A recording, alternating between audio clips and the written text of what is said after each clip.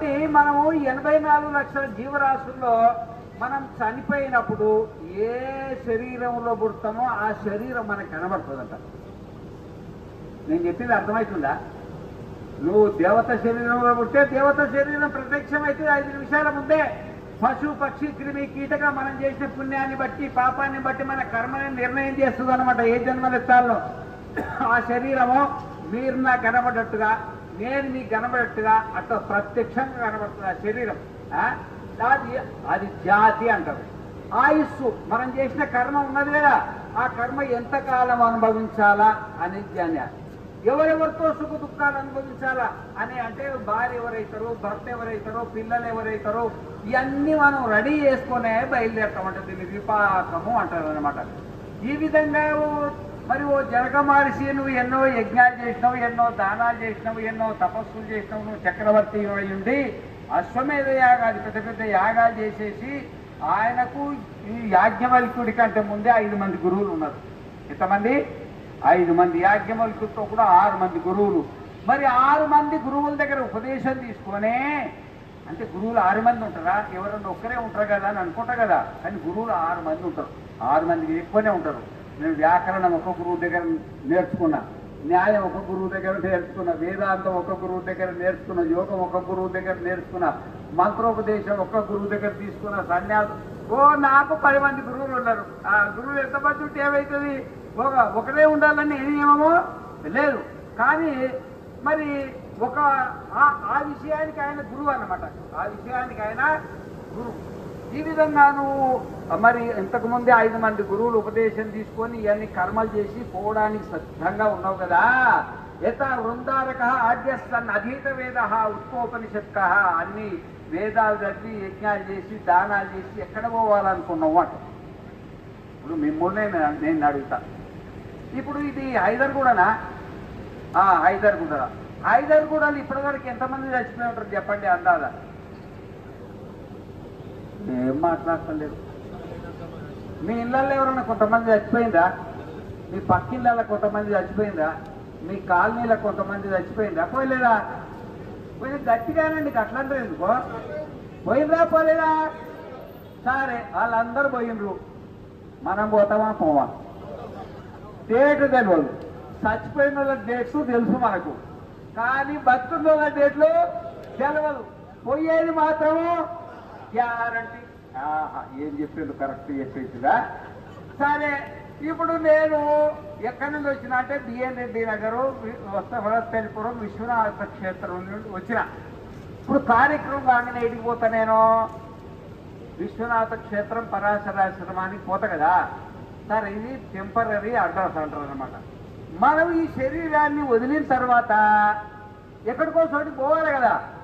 ఆ అడ్రస్లు మీ దగ్గర ఉన్నాయా? మరి కైసే జాయింగే బతావు? అడ్రస్ తీసుకోవాలి కదా, పోవాలా? అమ్మా నాకు అడ్రస్ తెలియాలంటే మల్లారెడ్డి పంపించింది, ఇలా 2 సార్లు పంపించింది, ఈసారి 2 సార్లు పంపించింది, ఇట్లా కాదు అట్లా కాదు అని మరి డైరెక్షన్ అని చెప్తున్నారన్నమాట. మాకు ఈ బ్రిడ్జ్ ఎక్కండి, ఆ బ్రిడ్జ్ దిగండి అని లొకేషన్ షేర్ చేసిందన్నమాట. మరి అంత అడ్రస్లు తీసుకొని మేము వస్తేనే ఇది కరెక్ట్ రాగలిగినాం కదా. రావాలనుకున్న చోటికి మనం అడ్రస్లు తీసుకొనే రావాలా, పోవాలనుకున్న చోటికి మనం అడ్రస్లు తీసుకొనే పోవాలా. మనకు పోయేటివి ఎన్ని ఉన్నాయి చెప్పిగా. 1 నరకము. చేతులెత్తండి, మేము చచ్చిన తర్వాత నరకానికి పోవాలనుకున్నా అని చేతులెత్తండి. అమ్మగారు నరకానికి అమ్మ నువ్వు పోయేది? నరకం పోతావా? ఏదో చేతులెత్తమంటే ఎత్తింది కానీ మళ్ళీ దించేసింది. అర్థమైందా? ఇప్పుడు నరకం అంటే ఎవరికైనా ఇష్టం ఉందా? లేదు. మన బెడ్రూమ్లో రాసుకోవాలి కాళ్ళ దగ్గర కనబడేట్టుగా. 1 నరకము, 1 స్వర్గము, ఇంకొకటి మోక్షము, 3 రాసుకోవాలి. కరెక్ట్గా ఎదురుగా కనబడాలి. టీవీ కనబడుతుంది కదా, టీవీకి కింద కానీ పైన కానీ రాసుకోవాలా. 1 నరకము. మీ నరకానికి పోవాలంటే ఎవరికైనా ఇష్టం ఉందా? లేదు. సరే, స్వర్గానికి పోవాలిగా. 2వది ఏంటి? స్వర్గం. స్వర్గానికి ఎంతమంది పోవాలందో చేతులెత్తండి. స్వర్గం. అబ్బో, కొంతమంది ఎత్తుతలేరు, ఎత్తితే ప్రమాదము అని మళ్ళీ. స్వర్గానికి స్వర్గానికి మాత్రం అందరికీ రెడీ ఉన్నాడు. మరి స్వర్గానికి పోవాలంటే ఏం చేయాలా? ఒక ఆయన అడిగింది, స్వర్గానికి పోవాలంటే ఏం చేయాలా అంటే తినకూడనివన్నీ తినాలా, చేయకూడనివన్నీ చెయ్యాలా, పోకూడని చోటికల్లా పోవాలా, ఆలోచించకూడనివన్నీ ఆలోచించాలా. మీరు అట్లాంటి పనులు ఏమన్నా చేస్తుండ్రా? పాపం ఎవరు చేస్తలేరంటారు. అసలు కోడిగుళ్ళు తినేవాళ్ళు ఇట్లా లేరు, మాంసాహారం తినేవాళ్ళు అసలే లేరు, పక్కింటోడు పాడు కావాలని అనేవాళ్ళు అసలు లేనే లేరు. ఇక మీరు తప్పకుండా ఎడిగిపోతారు. అర్థమైందా? భద్రం కరుణేభిః శృణుయామ దేవాః భద్రం పశ్యేమాక్షభిర్యజత్రాః స్థిరైరంగైః తుష్టువాగం సస్తనోభిర్వ్యసేమ దేవహితం యదాయుః. ఓం మాతృదేవో భవ, పితృదేవో భవ, ఆచార్యదేవో భవ, అతిథిదేవో భవ. యాన్యనవద్యాని కర్మాణి తాని సేవితవ్యాని నో ఇతరాణి. నేను చెప్పిన మీకేమన్నా అర్థమవుతుందా? స్వర్గానికి పోవాలంటే ఏం చేయాలో గురువు గారి దగ్గర వచ్చి అడగాల. స్వామి, నాకు నరకానికి పోవడం ఇష్టం లేదు, స్వర్గానికి పోవాలని ఉంది. స్వర్గానికి పోవాలని దారి మీకు తెలియదు కదా, తెలుసా? తెలియదన్నమాట. యజ్ఞం దానం తపశ్చైవ పావనాని మనీషినాం. స్వర్గానికి పోవాలంటే మూడే దారులు. ఏంటి? యజ్ఞం దానం తపశ్చైవ. యజ్ఞం దానం తపశ్చైవ. దేవప్రీతి కోసం చేసేదాన్ని యజ్ఞం అంటారు, భూత ప్రీతి కోసం చేసేదాన్ని దానం అంటారు, ఆత్మశుద్ధి కోసం చేసేదాన్ని తపస్సు అంటారు. ఈ యజ్ఞము దానము తపస్సు చేస్తే మనం ఎక్కడికి పోతాం? డైరెక్ట్గా స్వర్గానికి. యజ్ఞం దేన్ని అంటారు? ద్రవ్యయజ్ఞస్తపో యజ్ఞ యోగయజ్ఞస్తథా పరే స్వాధ్యాయ జ్ఞాన యజ్ఞాశ్చ యతయశ్చ సంస్కృతవ్రతాః అపానే జుహ్వతి ప్రాణం ప్రాణే పానం తథా పరే ప్రాణాపానగతిరుద్ధ్వా ప్రాణాయామ పరాయణాః అపరే నియతాహారా ప్రాణే ప్రాణాన్ ప్రాణేషు జుహ్వతి సర్వే తేతే యజ్ఞవిదో యజ్ఞక్షపిత కల్మషాః. భగవద్గీతల 7-8 రకాల యజ్ఞాలు చెప్పినాడు. దాంట్లో ద్రవ్యయజ్ఞ మొట్టమొదటి ఏంటది? ద్రవ్యయజ్ఞ. మీరు ఇది చేసింది ఏంటి చెప్పండి? యజ్ఞం అది మీరు చేసిన యజ్ఞం ఏంది? ఏంటది? ఏంది? దీని పేరు ద్రవ్యయజ్ఞము అంటారు. ఏమంటారు దీన్ని? ఎందుకంటే ద్రవ్యాలతో నవద్రవ్యాలు అంటారా? నవద్రవ్యాలు అది కాలడానికి కట్టేసిండు. వాస్తవికంగా నవద్రవ్యాలు నెయ్యి వేస్తాం కదా, ఆ నెయ్యి సమితలు వచ్చేసి అది మండడానికి అనమాట. వాస్తవికంగా నవధాన్యాలు వేస్తారు కదా, అది ద్రవ్యం. పసుపు కానీ కుంకుమ కానీ దాంట్లో ఏమేమి వేసినాం అంతా ద్రవ్యం కిందనే లెక్క వస్తుంది అనమాట. దీన్ని ఏమంటారు? ద్రవ్య యజ్ఞము. ఆ ద్రవ్య యజ్ఞం ఎందుకోసం చేస్తారంటే దేవ ప్రీతి కోసం, దేవ ప్రీతి కోసం అన్నమాట. దేవుడు అంటే మీకు తెలుసా?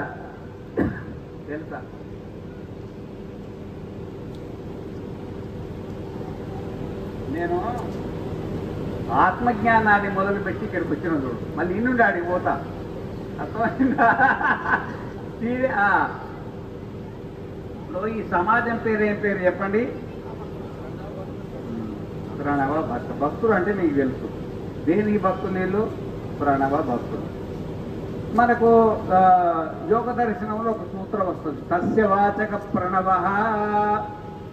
అంటే మనము యజ్ఞం చేసినా, దానం చేసినా, తపస్సు చేసినా, కర్మ చేసినా, భక్తి చేసినా, జ్ఞానం చేసినా, ఒకవేళ ఆత్మసాక్షాత్కారం కలగలేదనుకో, అటువంటి వాళ్ళు ఈశ్వరుని ప్రణిధానం అంటే ఈశ్వరుడికి సమర్పితం కావాలన్నారు.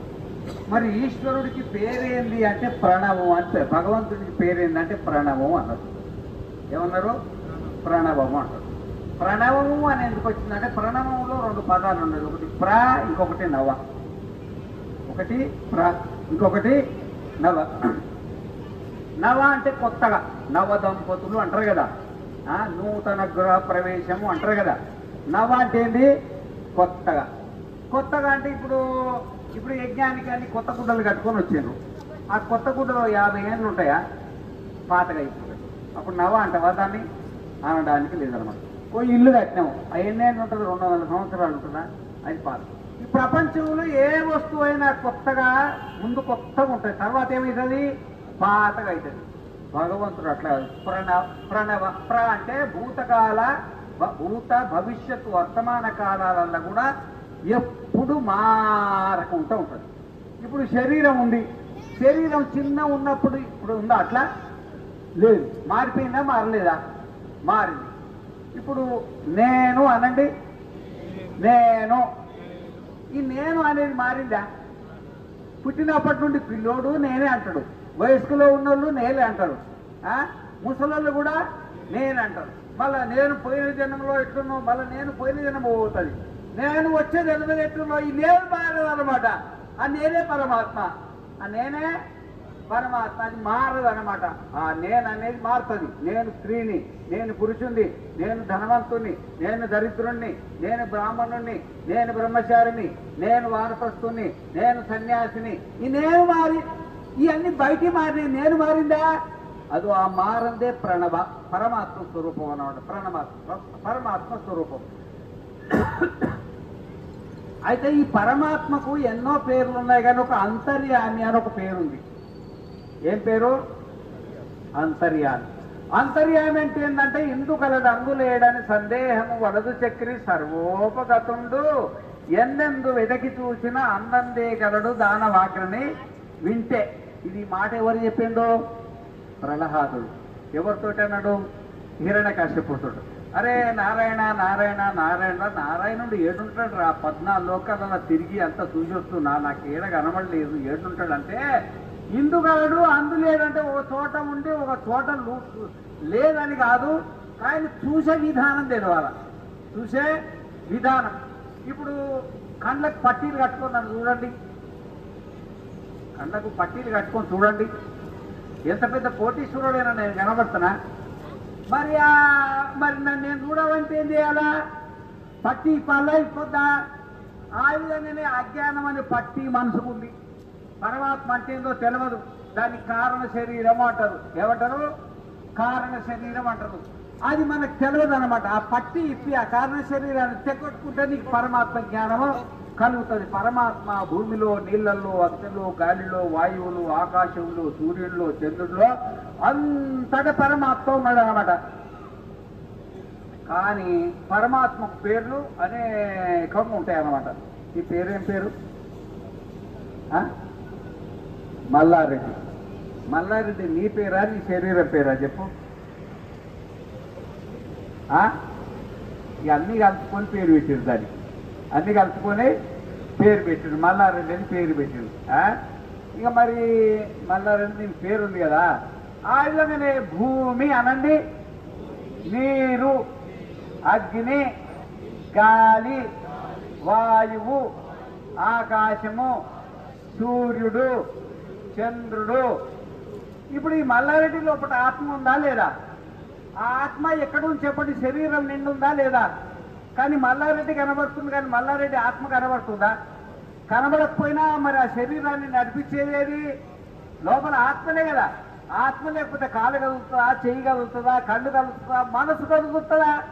కేనేషితం పతది ప్రేషితం మరహ కేనేషితాం వాచమిమాం వదంతి చక్షుశ్రోత్రం కౌ దేవో యునక్తి శ్రోత్రశ్చ శ్రోత్రం మనసో మనో యత్ వాచోహ వాచసౌ ప్రాణస్య ప్రాణః చక్షుష చక్షురతిముచ్య ధీరాః ప్రేత్యాస్మాల్లోకాదమృత భవంతి. ఈ కన్నుకు కన్ను లోపల ఒకటి ఉండాలా, లేకపోతే కన్ను చూడలేదు. ముక్కుకు ముక్కు లోపల ఒకటి ఉండాలి, అసలు ముక్కు. అది అది అది ఉంటేనే ముక్కు వాసన చూస్తుంది అనమాట. ఈ శరీరంలో పంచ జ్ఞానేంద్రియాలు, పంచ కర్మేంద్రియాలు, పంచ ప్రాణాలు, మనస్సు, బుద్ధి, చిత్తం, అహంకారం అన్నిటికీ ఒక ఆత్మ ఉన్నది అనమాట. ఇవన్నీ కనబడుతుంది, కానీ అది కనబడుతుందా? కనబడకపోయినా ఉందా లేదా? ఆ విధంగానే ఈ భూమిని నడిపించేది, నీళ్లను నడిపించేది, అగ్నిని నడిపించేది, గాలిని నడిపించేది, ఆకాశాన్ని నడిపించేది ఒక ఆత్మ ఉన్నదన్నమాట. ఆ ఆత్మ పేరు ఏం పేరు? పరమాత్మ. ఆత్మ పేరు ఏమంటారు? ఇప్పుడు అమ్మగారు ఉంటారు కదా, ఇప్పుడు అమ్మగారు పిల్లలు కంటారు కదా, కంటరా కనరా? ఆ చచ్చిపోయిన వాళ్ళు కంటరా? చచ్చిపోయిన వాళ్ళు పిల్లలు కనుక చూసారు ఎక్కడన్నా హాస్పిటల్లో, ఇక్కడ అక్కడ. మరి పిల్లల్ని కదాలంటే ప్రాణం ఉండాలా ఉండొద్దా? ఉండాలా. ఇప్పుడు ఈ భూమి ఉంది, భూమి, ఈ భూమిలో 21 లక్ష రకాల చెట్లు వస్తున్నాయి. ఎన్ని చెట్ల కన్నా వస్తాయి? ఈ పక్కన చెట్టు ఉంది కదా, ఎన్నోడు వచ్చింది అది? దానికి ప్రాణం లేకపోతే పిల్లలకి అంతదా? దాని పిల్లనే. ఆ చెట్టు ఎవరి పిల్లమ్మా? మీరు అన్నారా? అది ఆ బీజం ఏదో బీజం వేరే. ఇప్పుడు పెళ్లి చేసుకున్న తర్వాత అయ్యగారి బీజం అమ్మగారికి పోయి అమ్మగారి పిల్లలకి అంటది. అది ప్రకృతి విధానం అన్నమాట. ఆ విధంగానే 21 లక్ష రకాల బీజాలు ఉన్నాయి, కానీ కన్నదే తేడా. దాని మరి ప్రాణం ఉంటే కన్నదా, ప్రాణం లేకపోతే కన్నదా? చెప్పయ్యా, భూమి ప్రాణం లేదంటారు. మరి ప్రాణం లేకపోతే ప్రాణం లేకున్నా పిల్లలు, ప్రాణం లేకున్నా భూమి చెట్లను కన్నదంటే ప్రాణం లేకున్నా ఆడోళ్ళు ఏం కనాలా? సంతానం కనగలుగుతారా? ఎట్లయితేనో ఆ విధంగానే భూమికి కూడా ఒక ప్రాణం ఉంది. ఉన్నదా లేదా? ఈ అమ్మగారి పేరు ఏం పేరమ్మా? ఏం పేరు? అబ్బో, భాగ్యలక్ష్మి. చాలా మంది ఉన్నారు ఇలా. భాగ్యలక్ష్మి. మీ భాగ్యలక్ష్మి అనే పేరు నీకా నీ శరీరానికా? నీ శరీరానికి నీకు అన్ని కలిసి పెట్టిండు. ఆ విధంగానే భూమికి ఒక పేరు ఉంది. దాన్ని ఏమంటారంటే భూదేవి. భూమి అనేది శరీరం. భూమిలో కూడా ఆత్మ ఉంది. దాని పేరు ఏం పేరు? భూదేవి. నీళ్లున్నది. మరి నీళ్ళల్లో 21 లక్ష రకాల జాతులు పుడతాయి. ఎన్ని? దాన్ని జలచరాలు అంటారు. ఏమంటారు? జలచరాలు నీళ్ళ. మరి దానికి ఆత్మ లేకపోతే ఎట్లా పుడతాయి అవి? దాంట్లో బరాబర్ ఆత్మ ఉందన్నమాట. ఆ ఆత్మ పేరు ఏం పేరు? వరుణుడు. అగ్నిలో ఆత్మ ఉంది. అగ్ని పేరు ఏం పేరు? అగ్నిదేవుడు. వాయువులో ఆత్మ ఉంది. దాని పేరేం పేరు? వాయుదేవుడు. ఆకాశానికి ఆత్మ ఉంది. దాని పేరేం పేరు? అశ్విని కుమారుడు. ఆ పైన సూర్యుడికి ఆత్మ ఉంది. ఆ ఆత్మ పేరేం పేరు? ఆదిత్యుడు. పైన చంద్రుడు ఉన్నాడు కదా, ఆ చంద్రుడికి కూడా పేరు చంద్రుడే అన్నమాట. వాస్తవికంగా ఇవన్నీ శరీరాలు, కానీ శరీరంలో ఉండే ఆత్మకే పేరు. శరీరంలో ఆత్మ ఉంటేనే పేరు ఉంటుంది అన్నమాట. ఈ శరీరం నుండి శరీరంలో ఆత్మ లేదనుకో, అప్పుడు ఏమంటారు? దీన్ని శవము అంటారు. ఏమంటారు? శవము అంటారు. పోయి ఆత్మ శవము అంటారు.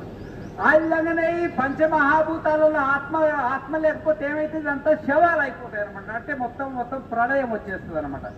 ఈ సర్వాంతర్యామి అయిన పరమాత్మతో మనం సహాయం పొందుతున్నాం. భూమి లేకున్నా మనం బతకలేము, నీళ్ళు లేకున్నా మనం బతకలేము, అగ్ని లేకున్నా మనం బతకలేము, గాలి లేకుంటే అసలు బతకలేము, ఆకాశం లేకున్నా బతకలేము, సూర్యుడు లేకున్నా బతకలేము, చంద్రుడు లేకున్నా బతకలేము. ఈ దేవతలు ఎంతమంది మొత్తం చెప్పండి? దేవతలు ఎంతమంది? ఎంత? పేర్లు చెప్పు. మరి 33 కోట్ల ఏడ రాసి ఉంది చెప్పు.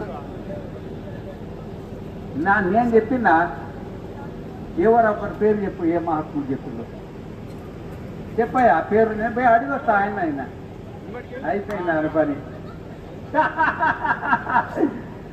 వాస్తవికంగా దేవతలు ఎంతమంది అంటే 33 మందే దేవతలు. 33 మంది దేవతలు. ఎంతమంది? సృష్టిలో ఉండేది 33, 34 దేవత లేదు. అయితే 33 మందిలో అష్ట వసువులు. అష్ట అంటే 8, ఏకాదశ రుద్రులు 11, 8 ఎన్నైనాయి? 19. ద్వాదశ ఆదిత్యులు. దానికి 12 కలిపి ఎన్నైనాయి? 19కి 12 కలిపి ఎన్నేమైతాయా? 31. ఒక ఇంద్రుడు, ఒక ప్రజాపతి. 33, 34 దేవత లేడు. ఉన్నాయంటే వేదంలో చూపి ఎక్కడుందో లేదన్నమాట. అయితే ఈ 33 వర్గాలు ఇవి. ఏమంటారు? వర్గాలకు కోటి అని పేరు ఉంటుంది. మానవ కోటి అంటారు. చూడండి, మానవ కోటి అంటే కోటి మంది అని కాదు. మానవుడు అనేది ఒక వర్గం అన్నమాట. ప్రపంచంలో ఉండేది 33 దేవతలే అన్నమాట.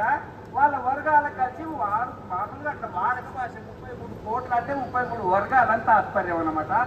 ఈ 33 మంది దేవతలతోటి మనం సహాయం చేసుకుంటున్నాం కాబట్టి ఆ 33 కోట్ల దేవతల రుణాన్ని తీర్చుకోవడానికి దేవయజ్ఞం చేయాలి.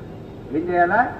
దేవయజ్ఞం చేసి రుణ విముక్తి చేసుకోవాలి. అందుకనే యజ్ఞము, దానికోసం యజ్ఞం అన్నమాట. అది ఏమి యజ్ఞం చేయాలో గురువు దగ్గర వచ్చి నేర్చుకోవాలి. ఇంకొకటి దానం. దానం అంటే యజ్ఞం చేయాలంటే దానికి పెద్ద కథ. దానం అంటే ఇప్పుడు పిల్లులకు అన్నం పెడతావు, కుక్కలకు అన్నం పెడతావు, పశువులకు, పక్షులకు, క్రిములకు, కీటకాలకు అన్నం పెడతాం. ఇదంతా దానం కిందకి వస్తుంది అనమాట. తపస్సు అంటే శరీరంలో దోషం ఉంటుంది, మనస్సులో దోషం ఉంటుంది. ఈ దోషం పోడగొట్టుకోవడానికి తపస్సు చేయాలంటారు. యజ్ఞ, దాన, తపస్సులు అంటారు అనమాట. ఈ విధంగా కర్మాణి చిత్తశుద్ధర్థం ఐకాగ్రతం ఉపాసన మోక్షార్థం బ్రహ్మ జిజ్ఞాస. ఈ శరీరం శుద్ధి కావాలా, మనస్సు శుద్ధి కావాలా. శుద్ధి అయిన తర్వాత కథమ ఆత్మేతి యోజం విజ్ఞానమయ ప్రాణేషు ఊర్జంతర్జ్యోతి పురుష సా సమానసన్నుభౌ లోకా వనుసంచరతి ధ్యాయతి వా లీలాయతి వా సహి స్వప్నో భూత్వా ఇమం లోకం అతిక్రామతి మృత్యోరూపాణిది. అంటే ఇప్పుడు శరీరంలో మనస్సు ఉన్నది, మనస్సులో మనం ఉన్నాం. శరీర జ్ఞానం మనకుంది, మనస్సు జ్ఞానం మనకుంది, మన జ్ఞానం మనకు లేదు. ఎందుకంటే మనస్సు అపవిత్రంగా ఉంది. మనస్సు ఏముంది? మనస్సులో మలము, విక్షేపము, ఆవరణం అని మూడు ఉంటాయి. మలము, విక్షేపము, ఆవరణం. ఈ మలదోషం ఉన్నా నేను చెప్పింది మీకు అర్థం కాదు, నేనంటే వేదం చెప్పింది. ఆ విక్షేప దోషం ఉన్నా నేను చెప్పింది మీకు అర్థం కాదు. ఆవరణ దోషం ఉన్నా నేను చెప్పింది మీకు అర్థం కాదు. ఈ మూడు దోషాలు దేంట్లో ఉంటాయి? మనస్సులో ఉంటాయి. ఆ మనస్సులో ఉండి పరాంచిఖాని వ్యక్తునస్వయంభూ తస్మాత్ పరాం పశ్యతి నాంతరాత్మన్ కశ్చిత్ ధీర ప్రత్యేగాత్మానమైక్షత్ ఆవృత్త శిక్షు అమృతత్వం ఇచ్చన్. ఈ మూడు దోషాలు ఉన్నాయి కాబట్టే పొద్దున్నే లేవగానే మన కన్ను బయటి రూపాన్నే చూస్తుంది, బయటి శబ్దాన్నే వింటది, బయటి రుచినే చూస్తుంది, బయటి వాసననే చూస్తుంది, బయటి ప్రపంచాన్నే చూస్తుంది అన్నమాట. కానీ నా అంతరాత్మను అంటే నేనెవరు, నువ్వు ఆత్మవు, కానీ నువ్వు ఆత్మ ఎట్లుందో నీకు తెలియట్లేదు. కశ్చిత్ ధీర, ఒకనొక ధీరుడు అంటే ఒకనొక పుణ్యాత్ముడు అని. ఇక్కడ ధీరుడు అంటే ఏంటి? ఇక్కడ ఒకనొక పుణ్యాత్ముడు ప్రత్యేగాత్మానమైక్షతు. ఎందుకంటే ప్రత్యేగాత్మనే పరమాత్మ కాబట్టి ప్రత్యేగాత్మానమైక్షత అంటే ఆత్మస్వరూపం నువ్వెవరో నీకు తెలుస్తుంది. మోక్షార్థం బ్రహ్మ జిజ్ఞాస. మరి చచ్చిపోయిన తర్వాత నరకానికన్నా పోవాలా, స్వర్గానికన్నా పోవాలా, మోక్షానికన్నా పోవాలా. నరకానికి పోవాలంటే ఏం చేయాలంటే ఏ గురువుల దగ్గర ఉపదేశం అవసరం లేదు, వాళ్ళు చేసేస్తారు అన్ని. స్వర్గానికి పోవాలంటే నేను చెప్పినట్టు దేవయజ్ఞాదులు చేయాలా. మోక్షం అంటే ఏంటంటే ఈ మనం తిరుగుతూ ఉన్నాం కదా, పునరపి జననం. కొంతమంది అంటారు, స్వామి నాకు ఈ ప్రపంచం వద్దు, నాకు చావు వచ్చినా బాగుండు, నేను ప్రపంచం వద్దు, ఈ ప్రపంచం వద్దు అనిపిస్తుంది కదా. అట్లాంటి వాళ్ళు ఆత్మసాక్షాత్కారం చేసుకోవాలి. ఆత్మసాక్షాత్కారం చేసుకుంటే మళ్ళా ఈ తిరిగి నాస పునరావర్తతే, మళ్ళా తిరిగి జన్మ ఉండదు అన్నమాట. తిరిగి జన్మ ఉండదు. మోక్షం ఎట్లుంటది అంటే నా తత్ర పిత అపిత భవతి మాత అమాత లోక అలోక దేవ అదేవ వేద అవేద అత్ర స్థేనో అస్థేనో భవతి భ్రూణ చాండాలో అచాండాల పౌల్కసో అపౌల్కస శ్రమణో అశ్రమణ తాపసో అతాపస అనన్వాగతం పుణ్యేన అనన్వాగతం పాపేన తీర్ణోహితదా సర్వాన్ శోకాన్ హృదయస్య భవతి. ఏమన్నా అర్థమైందా? ఈ స్వామి ఎంతో తొందర వదిలిపెట్టిపోతే శుభ్రంగా పోయి ఇంత అన్నం దీన్ని ఇట్లా వండుకుంటే పోతుంది, ఏదో మమ్మల్ని బలవంతంగా కట్టేసినట్టుంది అని అనుకుంటున్నారా? ఏమనుకుంటలేదా? కొంతమంది మరి ఏం చేస్తాము, మరి శరీరాలు అట్లా బీపీలు షుగర్లు అవి ఇవి కొంతమందికి అట్లా ఉంటుంది. అత్ర మాత అమాత భవతి పిత అపిత లోక అలోక దేవ అదేవ వేద అవేద అత్ర స్థేనో అస్థేనో భవతి భ్రూణ. ఈ మంత్రం అర్థమైంది అనుకో, నీ స్వరూపం నీకు అర్థమవుతుంది. అంటే తాత్పర్యం ఏంటంటే ఇప్పుడు అత్ర పిత అపిత భవతి, నీ పేరేం పేరు? నీ గుర్చి కొంచెం విశ్లేసుకోవాలి, ఆడోళ్ళు కట్టేసుకున్నావు ఏమనుకోకు. అది లేచి నిలబడు. అయితే నీ పెళ్ళి అయిందా? నువ్వు లాభం లేదు,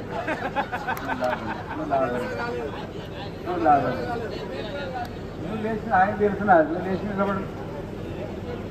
ఏమో తినేసి నేను కూర్చోన్నా. నీ పేరేం పేరు?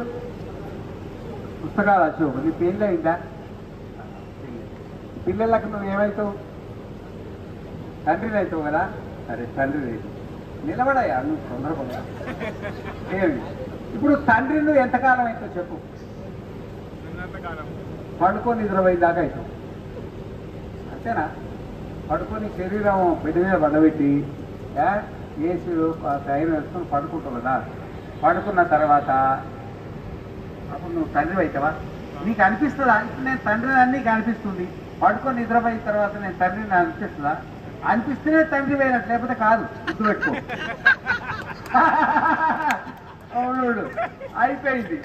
ఇప్పుడు జాగ్రత్త అవస్థలో నుండి స్వప్నావస్థకి వెళ్ళిపోతే నీకు తండ్రి ఊడిపోయింది. మళ్ళీ అక్కడ కూడా మళ్ళీ భార్య రావచ్చు, తెలియదు. ఈ భార్య వస్తుందో మళ్ళీ ఏదో ఇంకా భార్య వస్తుందో చెప్పలేను, నేను నీకే తెలుస్తుంది. మరి అంతే కదా, అప్పుడు స్వప్నంలో ఎవరు వస్తారో మనకేం తెలుస్తుంది, అప్పుడు ఎవరు వస్తారో.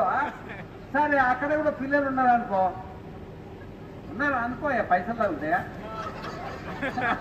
అయ్యా ఉన్నారు అనుకో, అక్కడ కూడా తండ్రి అవుతావా కావా? ఇక చెప్పలేమా ఇక మరి అప్పుడు ఏమవుతారో చెప్పలేము. ఒకవేళ పిల్లలు ఉంటే తండ్రి అవుతావా కావా? ఒకవేళ ఉంటే తండ్రి అవుతావు. సరే జాగ్రత్త అవస్థలో తండ్రి అయినావు, స్వప్నావస్థలో తండ్రి అయినావు. ఆడ నుండి సుషుప్తి అవస్థకి వెళ్ళిపోయినాం అనుకోయా. ఇప్పుడు శరీరం ఉండి దీన్ని స్థూల శరీరం అంటారు. స్వప్నంలో ఈ శరీరం రాదు, ఇంకో శరీరం వస్తుంది. ఇట్లే దానికి 2 కాళ్ళు ఉంటాయి, 2 చేతులు ఉంటాయి, తలకాయ ఉంటుంది.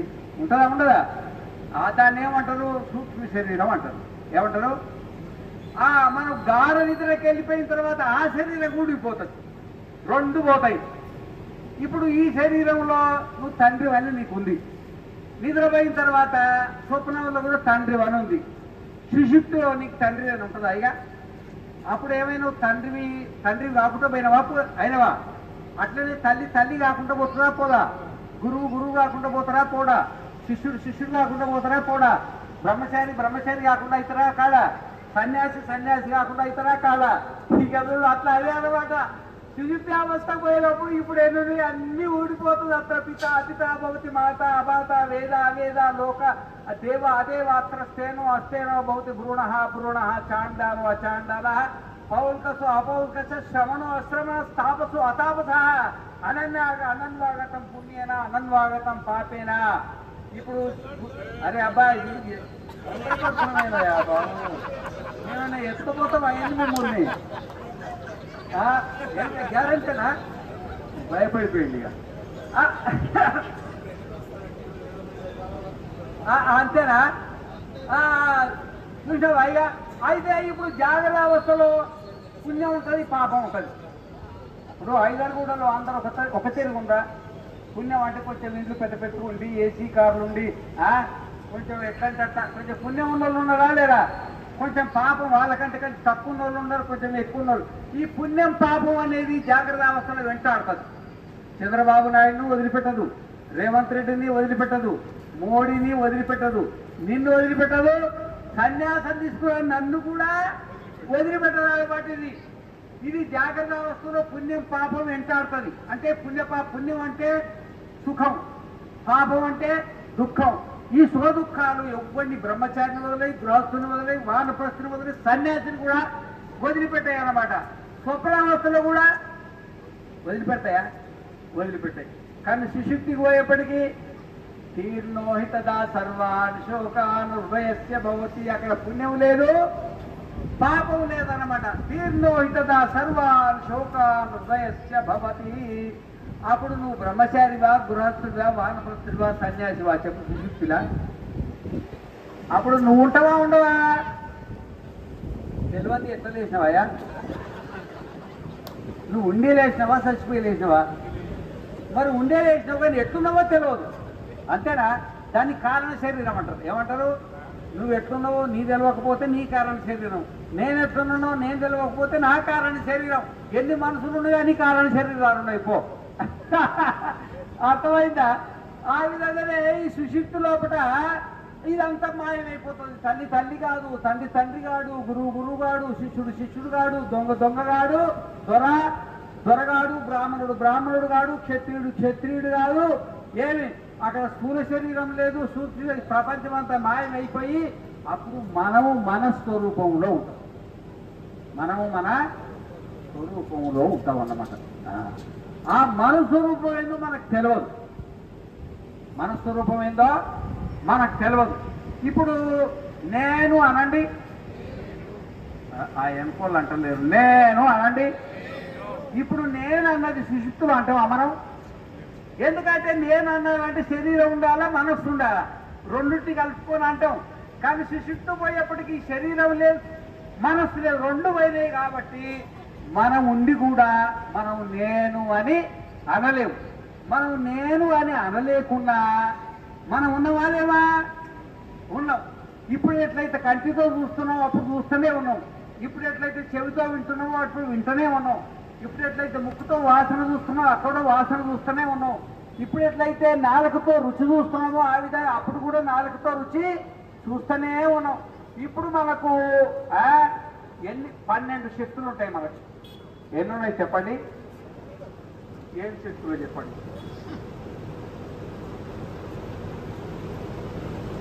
ఏం మాట్లాడలేరు. ఇప్పుడు మనకి ఎన్ని శక్తులు ఉన్నాయి? 12 అనమంటే అన్నారు. కానీ ఏమంటే మీరు చెప్పగలుగుతుందా? చెప్తలేరు. ఏంటి మనకున్న 12? ఇప్పుడు ఎన్ని శక్తులు ఉన్నాయో సుషుప్తిలో మనకు అన్ని శక్తులు ఉన్నాయి. ఇప్పుడు ఎన్ని శక్తులు ఉన్నాయి అంటే పంచ జ్ఞానేంద్రియాల ద్వారా పంచ విషయాలు చూస్తున్నాం. పంచ జ్ఞానేంద్రియాలు అంటే కన్నుతో రూపము, చెవుతో శబ్దము, ఇది మీకు ఐడియా ఉంది కదా 12. తర్వాత పంచ కర్మేంద్రియాలు, కాళ్ళు చేతులు ఉన్నాయి కదా. ఈ పంచ కర్మేంద్రియాలతోటి కర్మలు చేస్తున్నావా లేదా? పంచ జ్ఞానేంద్రియాలతోటి 5 జ్ఞాన శక్తులు ఉన్నాయి. పంచ కర్మేంద్రియాలతో 5 కర్మశక్తులు ఉన్నాయి. ఆ విధంగానే ఒకటి మనోశక్తి, ఇంకొకటి బుద్ధిశక్తి. మనస్సుతో సంకల్పం చేసుకొని బుద్ధితో పనిచేస్తామా చేయమా? ఇప్పుడు మొత్తం ఎన్ని శక్తులు అయినాయి? నేను చెప్పింది అర్థమవుతుందా? అర్థం కాకపోతే బంద్ చేస్తాం ఉపన్యాసం. కొంతమంది సంతోషం పడుతుంది బంద్ చేస్తే బాగుండాలి. ఏం లేదు కదా. ఇప్పుడు ఎన్ని ఉన్నాయో? స్వప్నావస్థలో 12 ఎట్లున్నాయో సుషుప్తి అవస్థలో కూడా 12కి 12కు అట్లే ఉన్నాయి. కానీ ఇప్పుడు ఈ 12 శక్తులు పనిచేయాలంటే ఈ శరీరం ఉండాలా, మనస్సు ఉండాలా. ఇప్పుడు శరీరం ఉంది, మనస్సు ఉంది కాబట్టి 12 శక్తులు బయటకు వస్తున్నాయి. ఇప్పుడు ఒక కుండ ఉందమ్మా, ఒక కుండ, ఒక దీపం ఉంది. దీపం, ఆ దీపం వెలిగించి కుండ బోర్లు ఇవ్వండి. కుండ బోర్లు ఇవ్వండి, చిమ్మ చీకట్లో పెట్టండి.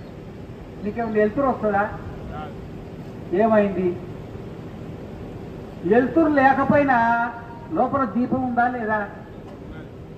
ఏం మాట్లాడతలేదు. ఉన్నారా? మరి ఉండి ఎందుకు వెలుతురు వస్తలేదు? కుండ కుండ కుండ అదే కుండకు 12 చిల్లులు పెట్టిండ్రు అనుకో. 12 చిల్లులు పెట్టిండ్రు అనుకో.